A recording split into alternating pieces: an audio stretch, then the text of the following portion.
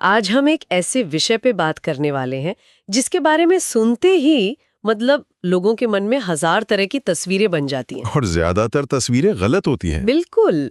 विषय है तंत्र। और हम इसे किसी पुराने ग्रंथ के नजरिए से नहीं बल्कि आज के रिश्तों, मॉडर्न रिलेशनशिप्स के संदर्भ में देखेंगे।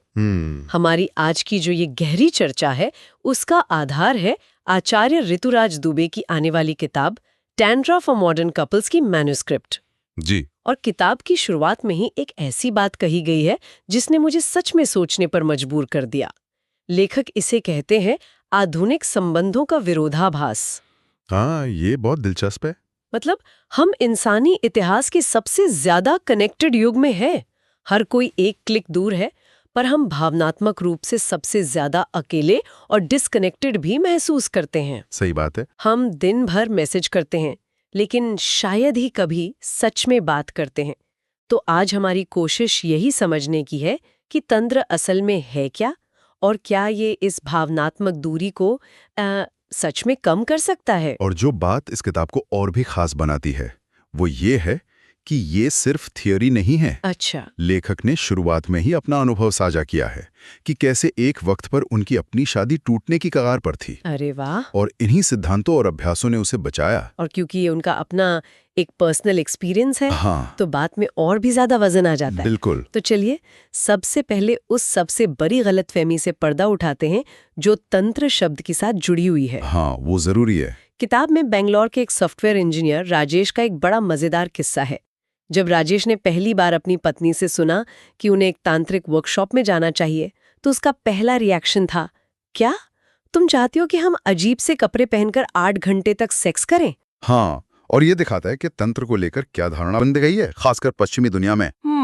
जब 1960s के दशक में तंत्र पश्चिम पहुंचा तो इसे सिर्फ कामुकता और कुछ एक्सोटिक सेक्सुअल टेक्निक्स तक समेट दिया गया। क्यों? क्योंकि सीधी सी बात है, चेतना के विस्तार से ज्यादा सेक्स बिकता है। सही है।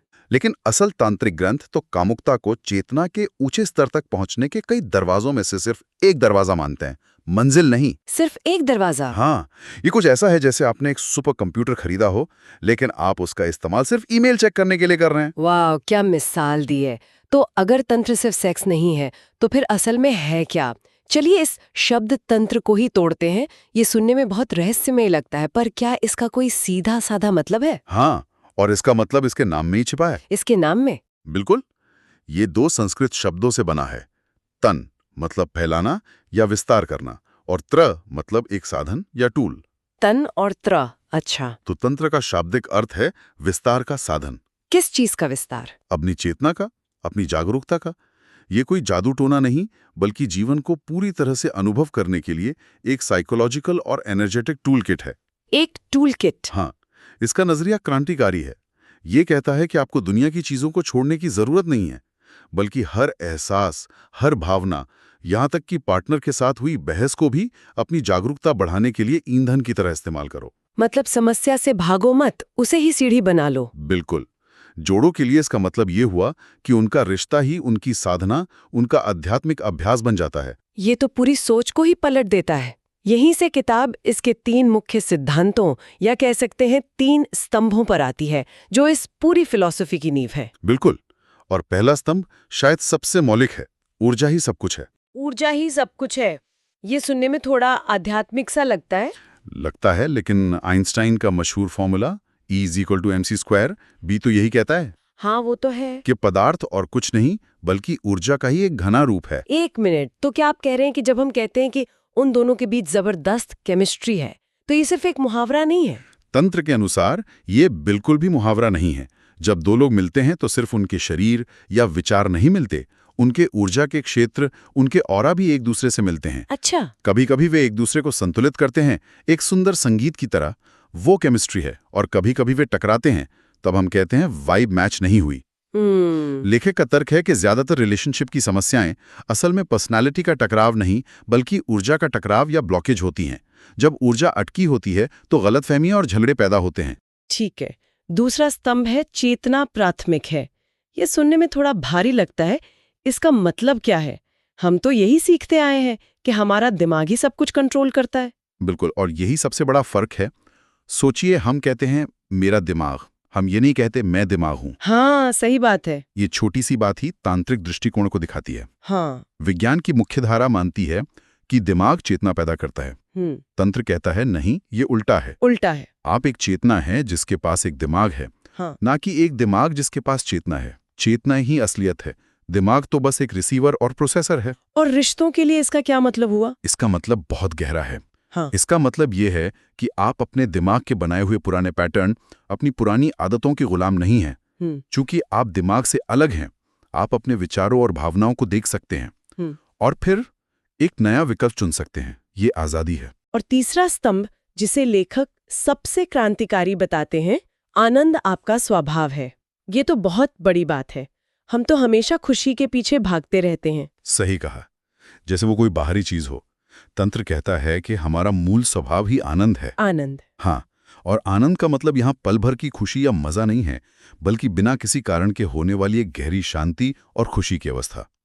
जैसे आसमान का स्वभाव नीला होना है, वैसे ही हमारी चेतना का स्वभाव आनंदित होना है। तो फिर हम उसे महसूस क्यों नहीं कर पाते? क्योंकि हमारे ऊपर कई बादल, कई रुकावटें हैं।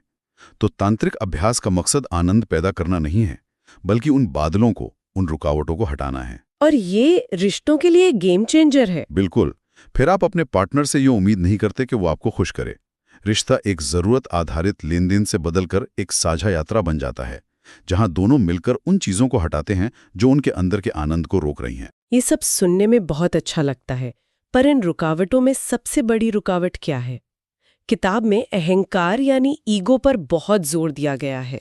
लेखक प्रिया और रोहित का उदाहरण देते हैं, एक ऐसा जोड़ा जो जोर जोर से लड़ता नहीं था, लेकिन उनके बीच एक अजीब सी घुटन और कड़वाहट थी। एक धीमा, दम घोटने वाला रिसेंटमेंट। हाँ, और ये बहुत से जोड़ों की कहानी है। देखिए, तांत्रिक दर्शन में अहंकार यानी अहंकार को दुश्मन नहीं माना जाता। अच्छा। ये एक जरूरी मनोवैज्ञानिक ढांचा है। ये हमें दुनिया में काम करने में मदद करता है, हमारी पहचान बनाता है। समस्या तब शुरू होती है जब हम इस ढांचे को ही अपनी असली पहचान मान बैठते हैं। मतलब? ये एक ऑपरेटिंग सिस्टम की तरह है जो हमारे बचपन के अनुभवों के आधार पर हमें भावनात्मक चोट से बचाने के लिए बना था। जैसे अगर किसी बच्चे को बचपन में अपनी भावनाएं जाहिर करने पर डांट पड़ती थी, तो उसके अहंकार का एक नियम बन जाता है, सुरक्षित रहने के लिए अपनी भावनाओं को दबा कर रखो। स्याय पैदा करता है। बिल्कुल। जब रिश्ते में कोई बहस या टकराव होता है, तो हमारे दिमाग का एक हिस्सा, जिसे एमिगडाला कहते हैं, उसे एक असली खतरे के रूप में देखता है। एक खतरे के रूप में? हाँ, और वो लड़ो, भागो या जम जाओ वाली प्रक्रिया चालू कर देता है। उस पल में अहंकार का बस एक ही काम होता है, खुद को सही साबित करना और सुरक्षित महसूस करना, चाहे रिश्ते को कितना भी नुकसान पहुंचे। तो हमारी सोचने समझने की शक्ति एक तरह से बंद हो जाती है। बंद हो जाती है, और हम बस अपने पुराने पैटर्न के हिसाब से रिएक्ट करते हैं। तो ये पैटर्न दिखते कैसे हैं? किताब में कुछ खास तरह के पैटर्न बताए गए हैं? हाँ, 5 मुख्य पैटर्न बताए गए हैं। जैसे एक है द डिफेंडर, यानी रक्षा करने वाला।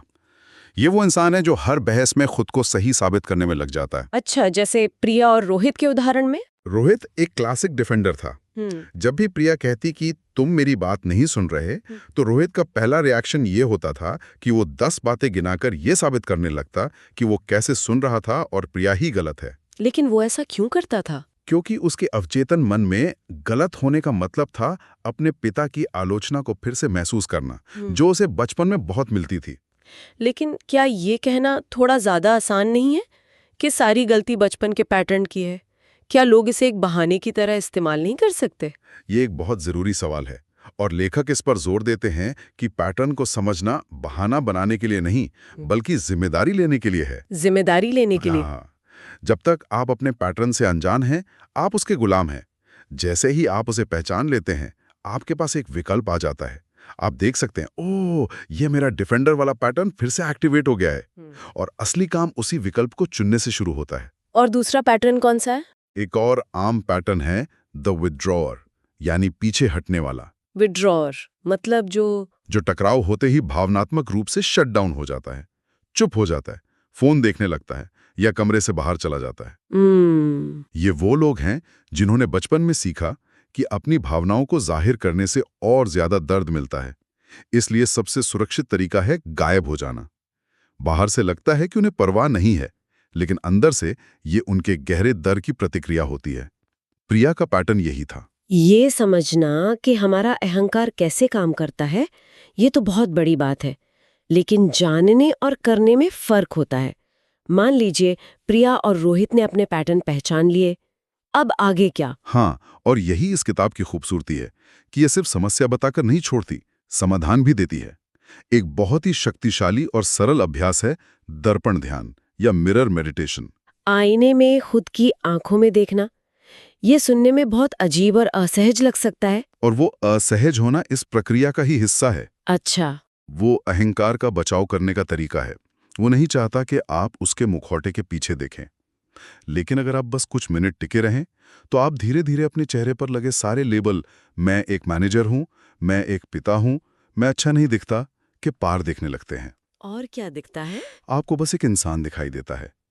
ये खुद से मुलाकात करने जैसा है, शायद पहली बार।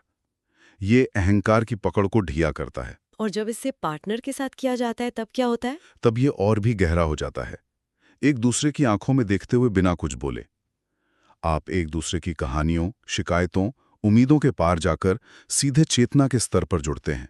वाह! आप दूसरे इंसान की आत्मा को देखते हैं, न कि सिर्फ उस पर्सनालिटी को जिससे आप रोज लड़ते या प्यार करते हैं।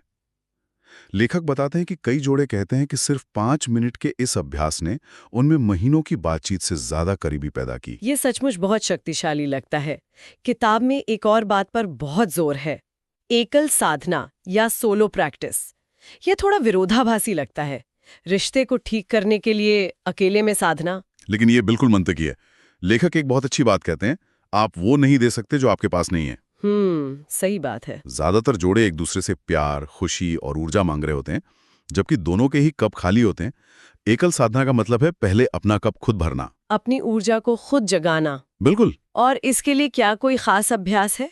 किताब में मूल बंध का जिक्र है, जो सुनने में थोड़ा तकनीकी लगता है। हाँ, मूल बंध का मतलब है रूट लॉक। ये एक सरल शारीरिक अभ्यास है जिसमें पेल्विक फ्लोर की मांसपेशियों को धीरे धीरे सिकोड़ा और छोड़ा जाता है। और इससे होता क्या है? जीवन शक्ति ऊर्जा, जिसे कुंडलिनी कहते हैं, को सुरक्षित रूप से जगाने में मदद करता है। इसे किसी रहस्यमयी चीज की तरह देखने की जरूरत नहीं है। ये बस अपने शरीर की बैटरी को चार्ज करने जैसा है। मतलब आप रिश्ते में एक स्रोत बनकर आते हैं, एक भिखारी बनकर नहीं। बिल्कुल, आप देने की स्थिति में होते हैं, सिर्फ लेने की नहीं। और जो लोग इन सब चीजों को एक साथ एक व्यवस्थित तरीके से अपनाना चाहते हैं, उनके लिए भी किताब में कुछ है? हाँ, उनके लिए किताब में एक पूरा 21 दिन का रीसेट प्रोग्राम दिया गया है। ये इन सभी अभ्यासों को चरण दर चरण जीवन में उतारने का एक रोड मैप है। एक पूरा रोड मैप? जी। पहले हफ्ते में नींव बनाने पर ध्यान, दूसरे में एकीकृत करने पर और तीसरे में रिश्ते में एक गहरा परिवर्तन लाने पर जोर दिया जाता है। तो आज की इस गहरी पड़ताल को अगर समेटा जाए तो कुछ मुख्य बातें साफ होती हैं। पहली, तंत्र सिर्फ सेक्स के बारे में नहीं है, ये अपनी चेतना और ऊर्जा को समझने का एक विज्ञान है। दूसरी, अपने और अपने पार्टनर के अहंकार के पैटर्न को समझना किसी भी टकराव को बदलने की पहली और सबसे जरूरी चाबी है। बिल्कुल। और तीसरी, एक जीवंत और ऊर्जावान रिश्ते की नींव अक्सर व्यक्तिगत साधना से शुरू होती है। पहले खुद को भरना, फिर देना। बिल्कुल सही। और अंत में श्रोताओं के लिए सोचने लायक एक बात जो किताब के अंतिम शब्दों से प्रेरित है। बताइए। समाज हमें सिखाता है कि हम आधे अधूरे हैं और हमें अपना दूसरा आधा ढूंढना है ताकि हम मिलकर एक हो सकें। हाँ, ये तो हम सुनते ही हैं। लेकिन तांत्रिक दृष्टिकोण ये सवाल खड़ा करता है कि जब दो पहले से ही पूर्ण व्यक्ति जो अपनी खुशी या पहचान के लिए एक दूसरे पर निर्भर नहीं हैं, सचेत रूप से एक साथ मिलकर कुछ नया बनाने का चुनाव करते हैं, तब क्या संभावनाएं पैदा होती हैं? तब रिश्ता जरूरत से ऊपर उठकर एक रचनात्मक खेल बन जाता है। बिल्कुल।